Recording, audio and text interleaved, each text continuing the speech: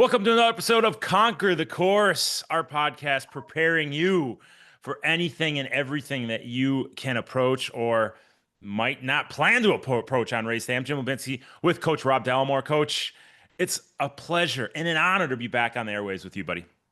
It's been a long time. It's been a long time, but the fans have been asking for it. So here we are, back for The more. fans have been asking for it. The sponsors are just knocking the door down, asking for it. Let me tell you, we got something special here, buddy. Because when you're missed the way we've been missed on the airwaves and because we're on the video waves now too. We got the YouTube channel that we're posting this on, which is beneficial because we'll show the maps of the courses we're talking over. We'll show some insider tips, if you will, and yeah, so pay attention to those links. We'll send the YouTube out there, but they missed us, buddy. It's good stuff to be back. It's great to be back. Yeah, it's here we are in the southern hemisphere. We're going into winter, but up in the northern hemisphere, you guys are living it up in summer. But the cool thing is with the sport that we're in, people travel to these destinations to do these races, and they follow the sun around. And That's so right. we've got people from New Zealand who are traveling overseas, heading to the warmer climates to do these amazing races. So we're here to help. Oh, we have so many races coming up every weekend. There's one or another, and maybe you're not racing the race that we're covering for this specific episode, but it's going to help you with some of the tips we're going to give you because whether you're racing Ironman Cairns, like we're going to talk about on this episode, how many athletes typically race this Ironman coming up between the Ironman and the 70.3? Oh, this is a huge event. It's because it's the Asia Pacific Champs as well. So there's always a big pro race, and the people love to come and do the races that the big professional athletes are doing. So you get large numbers, and in particular, people love traveling to this race. You get a huge Japanese field turning up. A lot of Americans come down to it. A lot of New Zealanders come over to it because it's right on the end of the New Zealand tri-season, so you can carry your fitness through from New Zealand Ironman and just get one more Ironman done before winter. It works Yep. perfectly. And then for the Australians, they just lap it up in Cairns. It's a really, really special race, and I don't know the numbers exactly, but it would certainly be the most we would certainly have the highest participation numbers of any Ironman 70.3 in Australia. Yeah, well, So it's good. we have all the races heating up over here on this side of the pond, but even last year I had a few athletes come out over to Ironman Cairns, and it's a beautiful scenery over there. It's a great course. But like I said, we have Eagleman 70.3, Des Moines 70.3. We have a ton of different races over here happening weekend after weekend after weekend. And it's warm wherever we're going, right? You're gonna get some warm temperatures over there for the Ironman. You're gonna get some warm Yeah. temperatures on the East Coast. You're gonna get some warm temperatures in the West Coast. I mean, it's heating up, so hopefully we can give you guys some tips to succeed, whether you're racing Ironman Cairns, you're racing any of these other half Ironmans that happen throughout the world, and just help you be performance prepared for your race day, no matter where that race day is. So, Robbie, have you been racing? Have you raced Ironman Cairns in the past? I know you're not doing it this year, but in the past, have you raced it? I have. I've done the Ironman. I can't remember what year it was, but it might have been 2013 actually, and I raced the 70.3 probably half a dozen times. So, But I've also been over as just to watch my athletes race it a number of times as well. So it's probably one of the events that I've travelled to more than anything else other than Kona, I think. So yeah, I've been there plenty of times. Know it very, very well. so what was your takeaway? We're gonna go over the details of the course, some things for everybody to consider. What was your takeaway when you crossed that finish line? What did you think of racing in this specific location? Um, the way the course is set out, and the location of the finish area, it's right in the middle of the city, and it's a really, really tight, compact run course. Meaning you're never really on your own at any stage. There's always spectators around. So I always come away from this race just thinking what an incredible atmosphere you get, and it really is the last. The last K and a half, 2Ks along the main street through Cairns to the finish area, it's just jam packed with people, and people are hanging out at the bars, and there's cheering, and all the tri clubs set up their tents along the course, and all the sponsors' tents are up, and it's just an amazing atmosphere. And it sort of takes you away from the fact that you're running a marathon at the end of an Ironman, and you just get absorbed by it all, and it's such an easy race to just keep motivated and keep moving forward. So I think people will find when they finish a race like this that they step away from it and go, wow, that was such an incredible experience.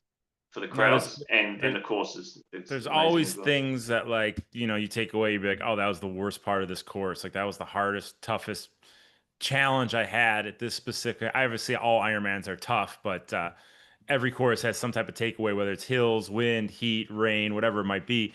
What did you take away as one of the tougher aspects of this course? It's the heat and humidity's pretty aggressive. That's probably the thing that most people will come back to and say was the toughest challenge. Um, I mean, it's not. It's comparable to what we see in Kona. It's probably a little bit more humid, but it gets quite exposed on parts of the course as well. So you do get the sun just beating down on you. So that is probably the one thing that most people will find is the biggest challenge with this race is just the conditions can really affect. On the bike as well, there are a few areas where it's quite exposed to the wind, and we'll go into the course a little bit more detail later on. But the final 60-70K of the bike is generally into a headwind, which is quite a challenge. But it still means it's a particularly fast course as well. So yeah, certainly the weather conditions will be something that most people will find as the toughest challenge. So we're leading in. So we have a week until race day. Race day is Sunday the 17th, I believe. Is that the right day? Is Yeah. that so the Sunday the 17th, Yeah, 16th. 16th. So that's Fifth, no. Let's go back. It's the 15th. Wow. see all these days get mixed up when I'm over here. You're a day ahead of me, 5 hours behind, June 15th. Yeah, So that's Sunday, June 15th, right? So correct. we have about a little over a week until race day. Knowing that the heat and humidity is going to be up, what should these athletes be doing in this week leading into the race to prepare for the type of weather they experience on race day? I love the sauna. I think especially if you haven't got access to normal hot climate anyway, either on the indoor trainer with your fan turned off and a couple of layers on, or jumping in the sauna after a workout, after a swim session or a run session. It doesn't have to be a lot, but it's just enough to just start getting the body adapted to those conditions and start getting that seeing that response to the heat. Seeing that sweat building up is really really important. So definitely sauna work, and also we've talked about this a lot. Jim is just keeping the hydration levels where it needs to be, is particularly with electrolyte intake. Keeping your precision hydration and electrolytes in your bottles through that week, and just having enough on board so you can deal with the sweat as it comes in. Exactly. Stay in the air conditioning when you can. Keep your feet up. You're going to need every ounce of energy when you get there out there on course. Because when that heat rises, we know that your body shuts down all these external senses in order to protect the internal organs, right? Mm, So the more energy we can save throughout the course of that week building into race day, the higher we can get that HRV going into race day. The yeah. the more prepared we are going to be. So take your recovery seriously. Make sure you stay on top of your good, clean food. Stay on top of that sodium. Sleep. Shut it down early. Don't stay up doom scrolling, as they like to say, and hydrate. But I was reading an Hey, article. you touched on something. Just can I just bring it back a second there? You touched on something really interesting. We talked about air conditioning, and I think you and I have the same opinion here that you should make the most of it because you don't want your body to be under extra stress. And like you talked about, HRV is bringing that to an optimal number. If you're trying to be tough or trying to think that you're adapting to the conditions by turning the air conditioning off, it's not helping you. It's making you more fatigued. It's wearing you down. So, like you say, turn the air conditioning on, make that recovery really, really optimized, and try not to be sleeping in too hot an environment.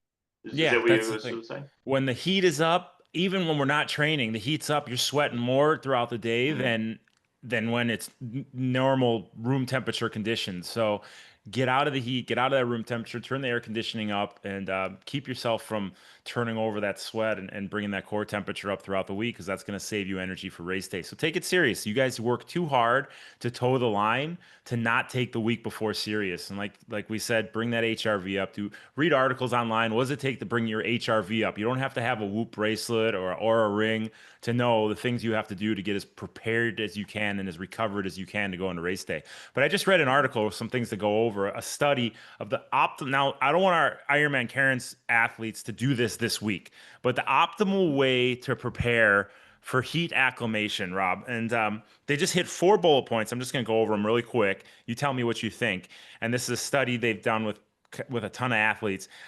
7 to 10 consecutive days, 7 to 10 consecutive days of heat training in the heat, right? Not passive therapy. This passive, not passive. So they're not just sitting in the sauna, which it works to a degree, but they did the most optimal way to adapt to heat. 7 to 10 consecutive days. Each session is 60 to 90 minutes. It's greater than 35 degrees Celsius or greater. So what is that in Fahrenheit? About 100, about what is that? I have to look it up. It's close to 100. About 100, Yeah. I'd say, right? Yeah. So Yeah. I think they said it was like 95 to 100 Fahrenheit, but don't quote me on that. Yeah. So 35 degrees Celsius, and you only hold 50 to 60% of threshold for that session. Yeah. So you're not overcooking it, right? And they say you come out of that, you have exercise-induced heat acclimation, which surpassed passive heating, which is the sauna, by 20 to 30%. It increases your blood plasma volume, and yeah, it'll get you ready to perform in these hot conditions. So something to think about as you guys move forward into racing. Before we get into our core, I use one of these things. See, one of my Yep. athletes just gave me one of those to try out. I Yep. haven't tried it yet. You think it's for the heat training? So that pays.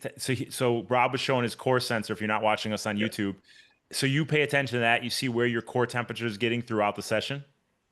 Yep, absolutely. I use it for every session just because I think the more data we can collect, the better. But when I'm doing a focused heat session, I'll use my core temperature and my skin temperature and heart rate as a gauge to monitor the level of adaptation. And even through that, I can get information to say that I'm going too hard in the heat training and I need to back it off a little bit, because if you do too much heat stress, it can actually have a negative effect on you. So there is a way to use that application properly to help manage the amount of heat stress that you require and not going over the limit. We've seen that with a couple of athletes preparing for T100 Singapore. Kyle Smith in particular talked about a heat stress injury. I'm not sure the details of it, but I suspect he was possibly pushing the limits in the heat training, and it just tipped them over that edge. So yeah, if you've got access to a core sensor, use them, and I use them in racing as well. So on the bike, I know what the optimal core temperature is for me, and I have strategies in place to keep it there, because it's visible on my bike computer the whole time. You got to head it off the pass. I had one of my athletes go over a whole bunch of bullet points as to how she keeps cool in those higher temperatures. So have your protocol laid out and then practice your protocol. But I got that information from a guy named Brady Holmer on Twitter. So at B_HOLMER. If you want to look at that thread that he put on there, his name's Brady HOLMER. Pretty interesting stuff he puts on. But before we get into the Ironman Cairns course detail, I want to talk about NS Wheels. Rob, who's your buddy over there at NS Wheels? Yeah, NS Carbon Wheels. Our guy Chris Dunn. He's been a good mate of mine for a long time, and he's followed the podcast through all our episodes and approached me, and he wants to do some collaboration with us. So they have deep dish wheels, they have training wheels, they have race wheels, they have disc wheels. If you go on there, you check it out, and you look like you want to buy something, you can put in CTC Pod POD CTC POD. You get, what is it, 10% off? 10% discount. Yeah, 10% discount. But here's the fun thing. These are wheels, they're quality made, they're good stuff, they're fast, which is the most important thing, right? Rob, you use these NS wheels, and I think I'm gonna have to get him to send me a pair, because I can't be talking about them if I'm not riding them. But thanks for coming on board and supporting the show, guys. nscarbon.com. But if you go to their Instagram account, nscarbon, N Nancy Steve Carbon, NS Carbon, and you write them the message race wheels, right? 2 words, race wheels. They send back. Can you see this on the screen right now? Do you see the messages? I don't know who I wrote there on the left. So you hit race wheels. They send back a little note, and I don't know if I can click on it right now, but it tells you what wheels you should be using for the specific race that you chose. Right? It's not opening right now, but it's that easy. You go to that, and you do an Ironman Cairns. It's going to tell you what the optimal setup is for that race. Is that right? Am I hitting that on the head? Yep. Yeah, and I tried this myself. Assuming I was doing Ironman Cairns, and it came back recommendations of a disc and tri-spoke. So, it's a great tool to have, because the knowledge that they have at NS Carbon, they understand the wheels and how the wheels suit certain courses and certain conditions. And it's just having that information available to us is such an advantage. And they're fantastic wheels. I use them in Kona. I use the 55mm front and 80mm rear in Kona. And in 70.3 Worlds, I had the 55 front and a disc on the rear. And when I was just recently in Rarotonga, the triathlon there, I raced on the 55 front and rear. And I trained on them the whole time, raced on them. They're just a fantastic, super strong wheel. And actually, the 55 wheels that I'm using at the moment came from one of their sponsored pro riders who had spent a season racing in Belgium. So these wheels had been over cobbles, up and down all the bergs in Belgium, and now I've got them, and they're running as true as anything, and the hubs are it's superb condition.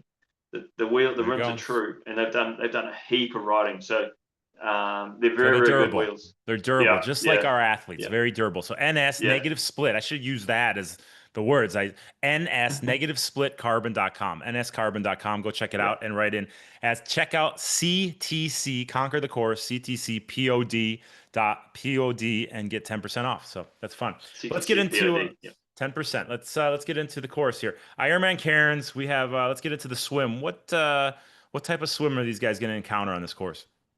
So this is this course has changed a little bit over the years with the swim, because they've tried to. It does have the potential to be quite a choppy swim. And is this ocean? What are we looking at here? Where is it ocean? It's ocean. It's off a pretty exposed beach, but it's pretty shallow. And there's no surf as such, but they can get quite a strong onshore wind at sometimes. And in fact, if you're going there to swim in the course prior to the race, I highly recommend doing that in the morning, not in the afternoon, because in the afternoon it can get quite choppy, but in the morning it can be really, really flat and very, very nice. So if you're new to that course and you haven't done it before, if you are going to go and swim prior to the race, just do it in the morning. Don't do it in the afternoon, because it can be quite unnerving to if you got like a 2 or 3 o'clock afternoon swim and you're heading out there and it's all you see is just chop and waves, and I've done it a few times where it's been like that, and it hasn't been particularly nice, but yet in the morning it's been, when the race would be, it's been absolutely dead flat. It's been perfect. So race morning generally is a good flat swim course, and I find it's quite a fast swim course as well. It just feels the water there is particularly nice to swim in. It's generally always a wetsuit, partly because in the past there have been stingers in there, which people can be affected by. So having the wetsuit on is another layer of protection. But is it wetsuit legal, or do they do that for the stingrays? When I've done it, it's always been, the temperature has always been within a wetsuit legal range. It hasn't been a non-wetsuit swim temperature. So I haven't encountered it where they've had to make that decision of people using wetsuits or not. So I suspect for this one it'll still be a wetsuit swim. And also I've had some reports from some of the locals there that actually the stinger counts this year are much lower anyway, so I don't think it'll be too much of a problem this year. But in the past, some people have reported that. But you get that in any open water sea swim where there's always little gribblies out there to bite you. Gerblies, I like that. That's good. That's a word we don't use. Come on, gerblies, I love it. Gerblies. So, but the cool thing about this swim course, and why it is a little bit different to previous, is it used to be just one big lap, which is mentally it's quite tough, because all you do is you look down the beach and you can barely see the turnaround buoy. But now they've changed it, so it's actually a 2-lap swim to some degree, where you start a little bit down the beach from the finish area, and you swim out and you do a box and you repeat that box, and then when you come to the finish, it's sort of a wider arc around to the swim exit. And the one thing that catches a lot of people out, and it's caught me out in the past as well, but I wonder if they've actually changed it a little bit, is we always used to miss that final turn into the beach. But looking at the map they've got now, looks like they have that kink to turn into the beach a little bit closer to the shore. So I wonder if they've actually addressed that, knowing that a lot of people had missed that, or not not missed their buoy, but had started going off course and had to correct themselves to get back on Yeah, again. it's interesting you say that because in the course description there on the top, it says, we put more buoys out. So maybe that was one of the things that they were accounting for is people missing that last buoy. They put more buoys leading athletes to that last one. Yeah, So, but exactly. sight early, sight often. Make sure you sight in every 6 to 10 strokes, especially if the chop is up. But I think you hit the nail on the head with it having two loops like this. It just makes it so much more mentally attainable. Looking out at a course that goes out 2,000 meters out, 2,000 meters back, you look down and you say, holy hell, that's a long way to swim. But if you look Yeah. at a two-box course that has a tail at the end and a tail at the start, or neck at the start, I guess you'd say, that it's Mm. not so daunting, right? So you get out there, you swim one buoy at a time, you finish the first lap, you swim one buoy at a time, you finish the second lap. Before you know it, you're done. But we're all physically fit. You're ready to race this race. It's that mental challenge now that's gonna kick in, and the greater you can, or the more you can break down the course, whether it's buoy to buoy on the bike, kilometer to kilometer, same thing on the run, kilometer to kilometer. More mentally, you're gonna succeed and you're gonna thrive as the day goes on. But if you just look at it, if you hit the start line, you say, "Holy cow, I got a long way to go before I cross that finish line." It's going to be a long day. So we have to look at every opportunity we can to break it down into smaller segments. And this swim course looks like Ironman, they're helping you out by breaking it down into this two loop course. Yeah, exactly. So they'll swim two loops. They'll break some records. It looks like the swim times are pretty fast. Bringing up some results. Do you see those results there?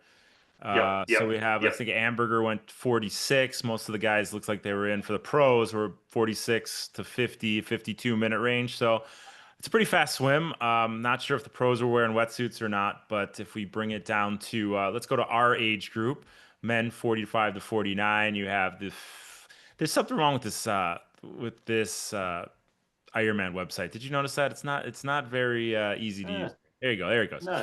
54 minutes, an hour, 50 minutes, 57 minutes. So it's about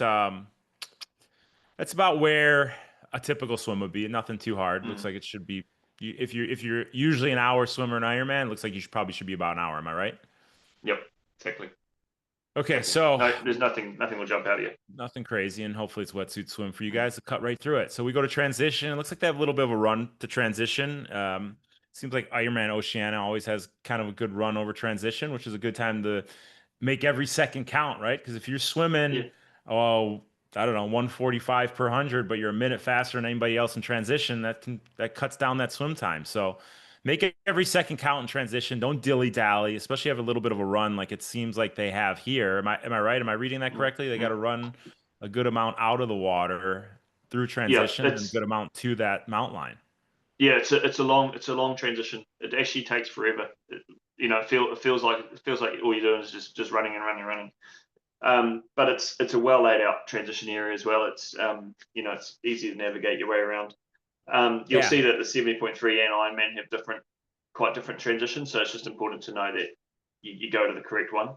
But obviously on race day they'll have that because the races are so separate. The 70.3 starts early, so they'll all be out of the water by the time the Ironman athletes come through anyway. Yeah, and that's something you definitely want to look at the day before. Look at the way you're going to come in from the water, how you're going to run to your bike, run from the changing tent to your bike if you're going through the changing tent, grab your bike and where you're going to run to the bike out area. So have that all laid out so it's no question as to how that's going to go on race day. And yeah, just don't run into the half Ironman race or half Ironman transition if you're in the Ironman. Then you have a whole hell of a hard time finding your bike. But You pretty do. straightforward. Just follow the guy in front of you, and yeah, Yeah, make every one second thing. count. It's really easy. Yeah, A transition like this, and hang on, it's easy to dilly dally and let time just yeah. pass. Right, a 4-minute transition can go to a 10-minute transition really quick. So Mm. keep moving forward. Have everything in order. Go over it in your mind the day before, so you get in and get out and get on your bike, and you're not saying coulda, shoulda, woulda after the race. Go ahead, Mm. Rob. Sorry. One thing in particular with this race, and I've stood at the mountain line, or just up the mountain line a few times, a few years, and the same thing happens every year because there are the way that Palm Cove is laid out on the roads. You have these strips of sort of rocky this rocky strip where it goes across the road. It's like a feature, and it adds a nice a nice look to the area, but it's terrible when you're on a bicycle because you obviously hit it and your drink bottles go flying. So you need to check out this mountain line the day before the race when you go to rack your bike, because you'll see whether they moved the mountain line relative to this rocky strip. But I suspect they probably haven't. It's just something that you need to be aware of, that as soon as you get on your bike, if your bottles aren't tied down, if you haven't got your TT bottle stop holding everything together, or your rubber bands, then you're likely to lose those bottles. And I remember standing there one year and I just had my camera out and I was just filming people running along, jumping on their bike, bottles would be going everywhere. It was mayhem. So just know where that line is, where that rougher surface comes up, and just make sure that you know that your drink bottles aren't going to be bounced out, because that's a terrible way to start your ride, is to lose all your bottles. You need that nutrition. That's something you definitely got to stay on. We're going to cover that shortly. But let's get into the bike course. Once you go over that rough mountain line, you get onto the bike course. We have a two-loop bike course. Doesn't look like it's a crazy amount of climbing, but as you see, any course that's on the coast like this, there's a good chance that you're going to get some wind out there. So am I right with this, Robbie? Yeah. It's honestly, the thing with this bike course is you don't often get to ride it outside of race day, because it's actually a pretty narrow road and it's actually pretty busy, and it's not recommended to ride on this section of road at all, other than on race day. So people that are up training in Cairns, you shouldn't really ride north of Palm Cove, because the road's just too narrow. It's just too dangerous, and you got to let the drivers have their roads. But on race day, because the road's going to be closed, you have this incredible bike course, and it is truly one of the best bike courses I've done, just simply because of the views you get out of over that coastline. So as you're heading out of Palm Cove and you're going toward when you leave the transition area, you actually do a quick shoot down towards the south, heading towards Cairns. You do a quick turnaround a couple hundred meters down the road, and then you head out towards Port Douglas. And that section along that first part of the bike ride, it's most likely going to be a bit of a tailwind. And like you say, it's not super hilly, but there are a couple of little lumps on the road which just there to test you a little bit. And one of them is called Rex's Lookout, which is probably about a 2 or 3 minute climb, but it's not steep, but it's just enough to give you a little load in the legs. Yep. Yeah, and it brings people into a little bit of a false sense of race intensity, where they often push too hard up the Rex's Lookout, and that can be quite costly for later in the day. So you're saying there's a chance you might get a tailwind on the way out. That's what you said? Yeah, and you just tend to, I've found people have just overridden that first sort of 30 or 40 Ks as they're heading towards Port Douglas. And that Rex's Lookout section is sort of a key feature. There's a draft penalty box at the top of it. There's always cameras up there because it's a great view from the top. But it is a key feature of that bike course. And when you're coming down the other side, it's a really, really good fast descent, quite twisty and windy. And if you're a good cyclist, you can really use that part of the course to your advantage. But then you get back onto the flat section towards Port Douglas, and again, it's probably going to be a bit of a tailwind, feeling quite fast. But then you have to remember, when you turn, you're probably going to be coming back into the headwind again. And that's the thing, like you said it, like, we're tapered. Hopefully you took the week before nice and serious, and you're recovered, you're feeling good. Don't stay within yourself, guys. Don't let that adrenaline, don't let the freshness affect how hard you go. Like Robbie said in that first, what did you say, 40K that you said? You gotta stay within your ability level, stay within your execution plan, because when you turn around, you come back into that headwind. If you overcook that first segment, you're really gonna feel that headwind. But if you perform within your ability level, you keep it where you had planned on keeping it, you stay on top of that nutrition, coming back into the headwind doesn't make a difference. You're just as fresh as you were on the way out. Exactly. And the cool thing with this course is you come back towards Palm Cove, which is where you started the bike from, and then you turn around there and you head back out again. So you do that northern part of the course twice. Once you come back to Palm Cove for that return leg, that second time out, you head all the way back into Cairns, and that's all along a dead flat, fast section of road. It's generally it's right beside a motorway or beside a highway. So there's a lot of cars around. You feel really, really fast because you're pretty much riding the same speed as the traffic. And What are we looking at for road condition? Do we have chip seal? Do we have asphalt? What do we got? Any oh, it's idea? pretty good. It's pretty good. There are a few slightly rougher sections up towards Port Douglas, but it's not a New Zealand road surface. Thank So God. Hey. I don't know. When I raced in Port Macquarie, it was pretty horrible road conditions. So I mean, it oh, was it's not. It's like yeah, newly laid chip seal, which is the worst. It was like sharp. It yeah, was so new. yeah, But that's good to hear. They got to figure it out down there in Cairns. yeah. So Port Macquarie is not that great, but yeah, it's definitely better than that. But yeah, but it makes for a really fast final 30 or 40k if you've got good legs and if you're able to keep the power down in that final flat section. You can be going really, really quick.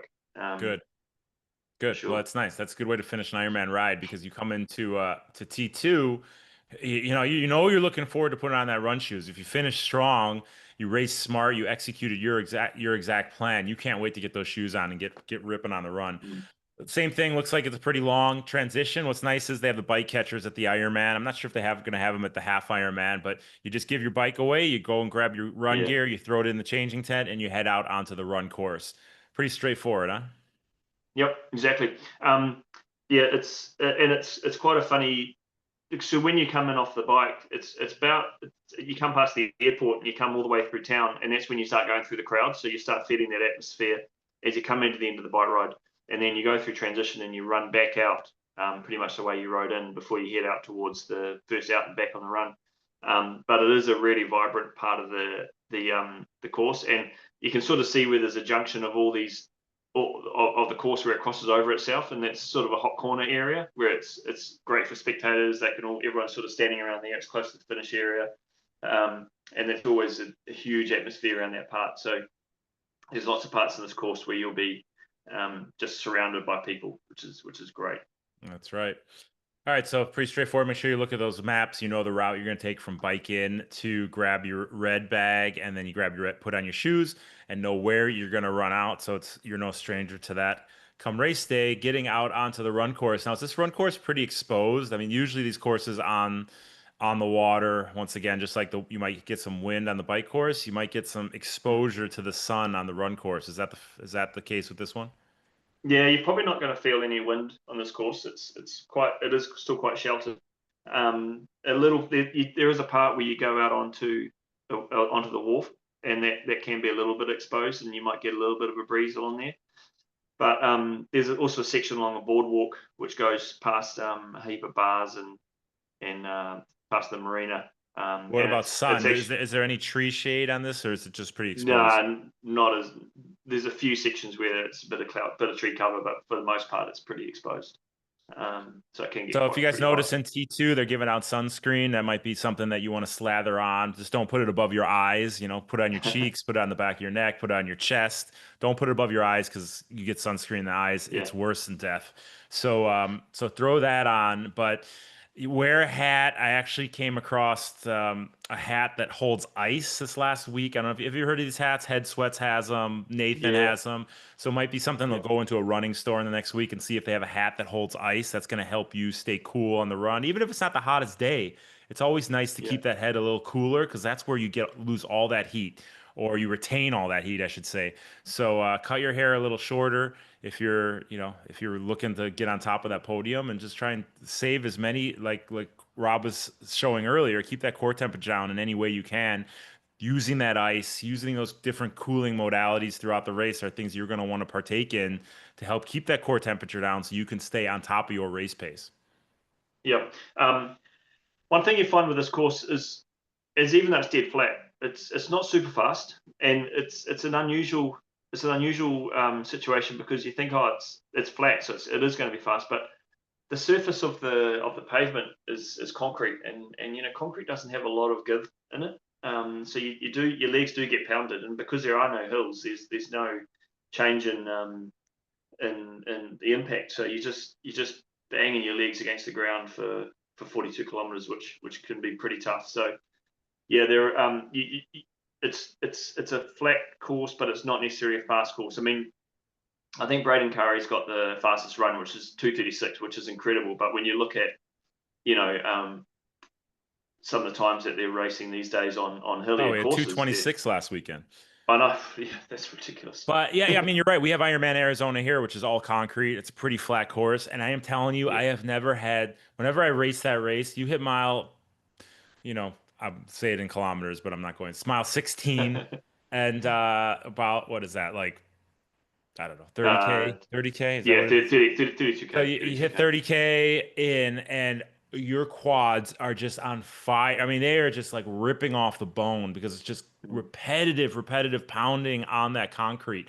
So what do you think? What are some things these athletes, some steps they can take early in the run to try and stave off that muscular pain they get later in the run? I just think being mindful of your pace and just running relaxed and comfortably, and wearing a shoe that that you can run without significant pain. Something that's got a decent amount of cushioning in it, and it is about reducing the impact on the ground. So shortening that stride a little bit, getting a slightly quicker turnover, getting your feet off the ground as quickly as you can, and Yeah, and just there's being no really there's light and no efficient. hills to keep that, to keep that posterior chain engaged, right? So it's just Yeah, flat, just the same exactly. thing over and over and over. So the more you can dial into your technique, your mindfulness as to how you're moving with each and every stride, you're going to keep the stress off the front of the body and hopefully keep it Mm, onto the rear end of the body, which comes to, okay, what does that mean? Where should I put my mind? Knee drive, right? Think about how the knees are driving through the running stride.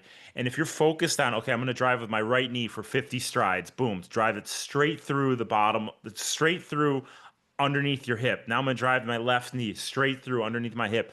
And if you're focusing on that knee drive, it's actually it's subconsciously engaging your posterior chain, and it's keeping the stress off, or a lot of the stress off the quads, off the knees, off the shins. So think about that knee drive. Every time you hit one of those K markers, okay, 50 strides, 50 knee drives with my left, 50 knee drives with my right, and then you just bounce back and forth. And every kilometer, there's a marker, 50 with the left, 50 with the right, and that's going to keep that posterior chain engaged. It's keep the load on those big prime mover muscles in the back of the body, and keep the load off those muscles in the front of the body.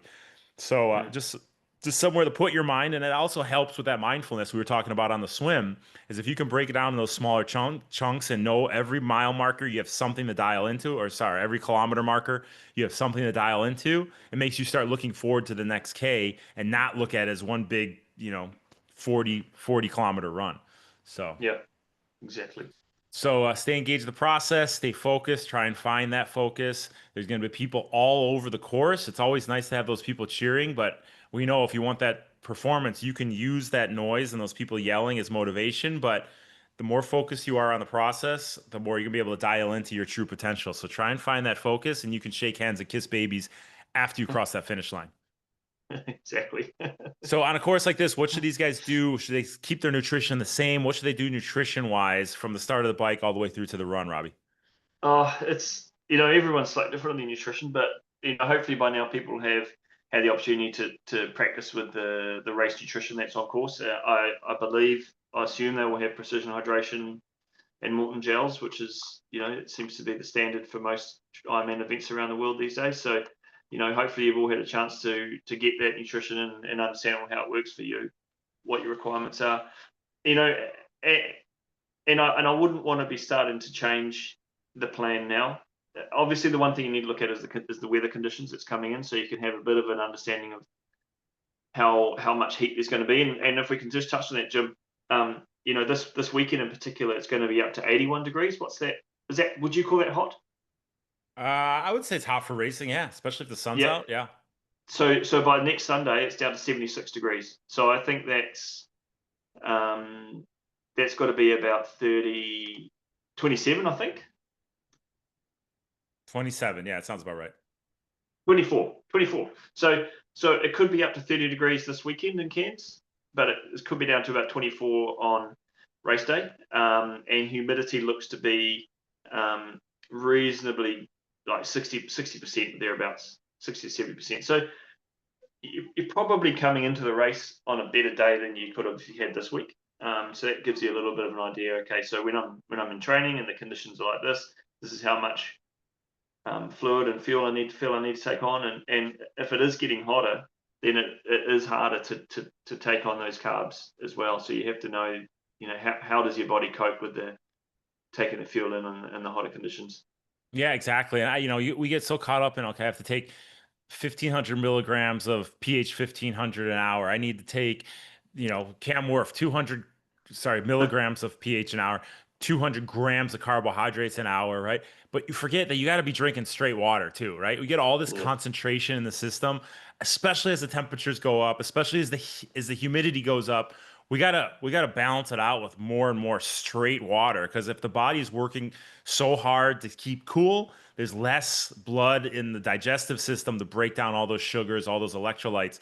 So we need the water helps all that be broken down. It thins out the concentration and helps everything pass from the gut into the bloodstream where it's actually going to work for you. If you're Mm. dehydrated, if you don't have enough of that straight water helping dilute those solutions, it's just going to sit in your gut. You're going to get that sloshy stomach, you're going to get diarrhea, you're going to get bloating. So stay on Mm. top of the straight water as well. Don't get caught up on all the product. Take the product, but also as the temperatures rise, you need more and more of that water to help dilute it. I love that. Love that straight water. It's a life giver.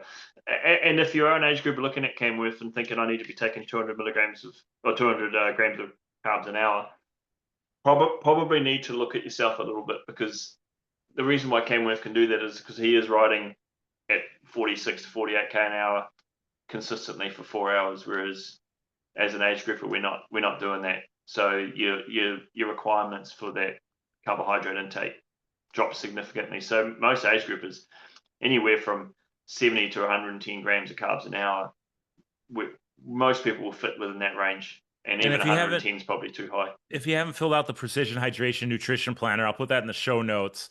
Good And go call. fill out the Precision Hydration Nutrition Planner. It'll tell you, okay, you need 75 grams carbs an hour, you need 1,000 milligrams of electrolytes an hour. Here's the products that we provide. And there's nothing on the market like Precision Hydration. It gets to the system fast, it works, it digests easy. They've really put a lot of thought into it. So I'll put that nutrition planner on our show notes. Click on that, and that'll give you like 15% off or something. But Yep. any other takeaways these guys need to think about going into race day at Ironman Cairns? Yeah, there's actually this is actually quite a complex race in terms of logistics. So so first of all, uh, you can like there's cycling within Cairns is okay. There's quite a lot of traffic. There's a lot of traffic lights. There are roads, and once you get onto the main road out towards Palm Cove, it's good riding. It's on a nice, reasonably smooth, good, fast section of road. But there are roundabouts. There's quite a lot of traffic. So it's just a place that you have to be really mindful and conscious of where you are, and the fact that you're on a busy road and you're probably taking up more space than people are used to seeing, with so many athletes around. And if you are up to Palm Cove, I really recommend you don't ride. In fact, I stress that you don't ride north of Palm Cove on the highway towards Port Douglas, because like I said before, it is a really, really narrow road. It is really busy. People do it on race week, but it's not well received by the locals. And Ironman actually try to enforce people to not go there, and recommend people don't do that part of the course. So don't think that you can go and ride the course. Hire a car, get in the car, and actually drive the course yourself. And it's much easier, much more enjoyable. You'll see a lot more, and you won't That's it. tire yourself out for race day. You're not Um, doing anything race week, so don't be a moron and go out there and ride where you're not yeah. supposed to ride. Drive the course, take in the detail. And like you said, it's a lot faster to drive the course. You save your energy, and you can lay it Mm. all out there on race day. Exactly. Swimming wise, there's no open water swimming in Cairns itself. There is a little man-made lagoon around the park where the transition area is, but there is actually no easily accessible open water swimming in Cairns itself. The only open water swimming is north of Cairns and Palm Cove, obviously being where the race starts. It's a good place to do it. But if you don't want to go all the way to Palm Cove to do your swim, then just there's a fantastic 50-meter pool. It's one of the nicest pools I've ever swum in there, and it works perfectly. So go and jump in the 50-meter pool. Can't even remember what name it is, but it's near the airport. It's a new pool. It's just incredible. So go and do your swim training there. And in terms of getting your bike up to, so in terms of getting your bike up to Palm Cove the day before the race and putting it in transition, a lot of people cycle up there and then will catch the bus back or have someone take them back in their car. I'm not a big fan of my athletes riding up 30 k's the day before a race up to Palm Cove. You don't know what's going to happen. You might get a flat tire. It might be into a headwind or something. You might just fatigue yourself too much. Riding 30 k's a day before an Ironman triathlon's quite a lot. So make sure you have a system in place to know that you can get your bike up to Palm Cove easily. And now if you're with a travel company like Nirvana, they have buses arranged, but it's just as easy if you have a rental car that you can just put yourself and a couple of your mates' bikes in the back of the car and just all drive up as a group and do it that way. A lot less stress. See, it's these little nuggets, Robbie, that you give that they need to take note of, because these are going to save you time. It's going to save you energy. Exactly. Now on race morning, again, there are some options. There is that the Ironman do put some buses on that you can catch the bus up to the race start. The good thing with the Ironman is it starts at 8, whereas the 70.3 starts earlier. So it's actually not as much of a rush once you get there to get into transition, get everything set up. I've normally had a rental car where we've driven up to the Palm Cove, but the places that you park are quite a long way away from transition. So if you are going to do that, you need to allow for a decent amount of time to walk down to transition. And actually, I've one year doing the 70.3, I was walking into transition, and they were telling everybody to get out because they're about to close it. And I was turning up in my bag and my shoes, and it was pitch black, and I was really panicked. And we had just missed. We just didn't calculate how much of a walk from where we parked our car to the transition area it would be. So if you are doing that, make sure you give yourself plenty of time to walk from the car park to transition. Otherwise, catch the bus that the race puts on, and that leaves at various times and through the morning prior to the race. Yeah, it always makes it easier to catch that bus. They do it. They have it all dialed in. So if you can make the bus work, catch the bus and take that. Yeah, exactly. Now, if you've got friends and family that are coming up to watch you, again, it's great. But if they are wanting to watch you come out of the water in the Ironman, and then stick around at Palm Cove to watch you come to the end of your first lap on the bike, that's all good. But they probably won't get back to Cairns before you get back on your bike, because as the race gets on, the traffic builds up, and driving into Cairns, there can be quite a lot of traffic. And so in the past, we've had athletes that have had their family try to see them on the bike at Palm Cove for the second time around, and then try and get back to Cairns before they get back there to see them start the run, and they haven't made it. And they've turned up, and the person's been running for an hour and a half or whatever before they see them. Well, here's the deal. What do you do on the bike? All you do on the bike, you say, hey, no reason to be out there on the bike. Go to Cairns, enjoy a beer, have an Aussie pie, something like that, and enjoy it in there. And then you can see them on the run where you can really enjoy their presence, and you can see them for, bop, bop, bop, bop, bop, as opposed to zip. Exactly. They don't see you anyway on the bike, so I don't think you need to be out there for it. Tell your friends and family, watch me get out of the water. You can see me start the bike, and then go and get some breakfast, and then drive to Cairns, and I'll see you in 5 hours or whatever. Yeah, take a nap and relax. That's what I always do during races. Speaking of coaches being at races, you're going to be out there for this race? Yeah, I'll be there. Yeah. So how many athletes do you have that you coach? How many athletes? Or are you just going to shake hands, kiss babies? No, I've got a few athletes in it. But it is one of those races that I've been to quite a few times just as a coach, because it's such an awesome race to watch people do. It's easy to follow. It's easy to be a spectator in that race. And, are they going to have you on the main stage the way we do it when we're together? They're going to have Q&A. You're going to run a podcast from the main stage? We weren't asked back. What about Cam? Is Cam Harper going to be there? No. Pete Murray will be there though. Pete Murray and Tammy. So I know them well. So I'll make sure I say hi to them. I was looking for something the other day. I was looking for a photo, and I came across this 15 years ago. That's me and Cam Harper at Ironman New Zealand 15 years ago. I look the same. Look at me. 15 years, Robbie. He looks the same too. Young buck. There you go. That's a great mode. That's a good mode. Well, so this is going to be on YouTube. We're going to put it up on our Apple. We're going to put it up on Spotify, so you can listen to it. You can watch it on YouTube. So check out those links. Conquer the Course podcast on Instagram. We'll send all those links out. But anything else about the race? No, no. I just if you are doing the 70.3, you have the awesome advantage of starting a race before the Ironman, so you get to finish. Most people will finish the Iron. Most finish people will finish their 70.3 before the pros get off the bike in the Ironman, which is fantastic because you actually get to stick around and watch the Ironman race, that's what makes this race so cool. Is that the 70.3 athletes will be finishing and they'll be sitting in the bar, they'll have their medals around their necks, and they'll be watching the Ironman athletes coming in. So the crowd just doubles, just straight away because all the 70.3 athletes stick around. So That's fun. it's a party. It's a Well, great party. fun. Maybe I'll hop on a plane. I'll be there. I'll be there the day Yeah, before, and make it happen. we'll enjoy a beverage together while everybody's laying it on the line. But we look forward to race day updates. You can do that on Instagram page, Robbie. Maybe we can do our little banter Yep. back and forth on the Instagram live. Remember, Conquer the Course podcast, CTC podcast on Instagram. And then, if you have questions, anything you want to go over, put it in the comments on YouTube or write it on our Instagram page, and we will get that right back to you guys. But hey, it's always fun, buddy. Remember, nscarbon.com.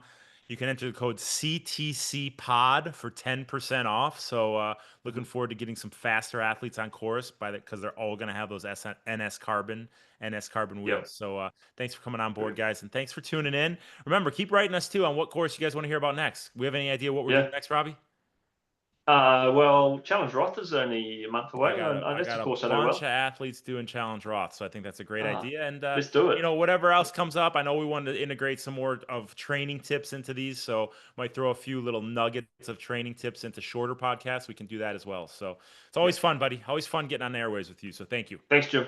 All right, for Rob Dallimore, Jim Lubinski, the Conquer the Course podcast. Bye, guys.